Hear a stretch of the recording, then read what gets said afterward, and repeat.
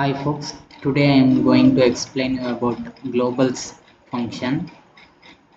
In this program, I will explain you about globals function role in a program. Suppose if you did not watch it my last video, please go and watch.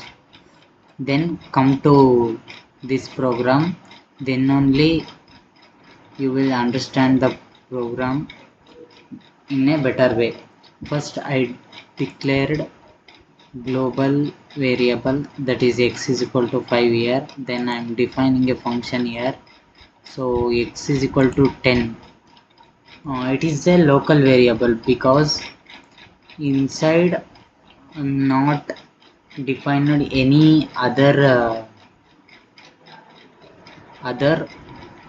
local variable, or I did not use global x keyword inside the function. That's why it is a local variable. So here in this line, d is equal to globals. It returns a dictionary of all global names, includes x is equal to 5.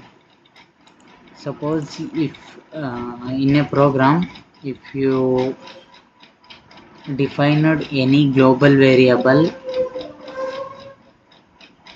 it will return all global variable from the program. So that's why this globals function is used. So next I am printing local and global variable, that is local x is equal to 10, global x is equal to 5. Here I printing I'm returning a function. So the difference between yesterday's and today's program is this line only. In this line, it returns a dictionary of all global names, includes x is equal to 5. That's all. So thank you for watching.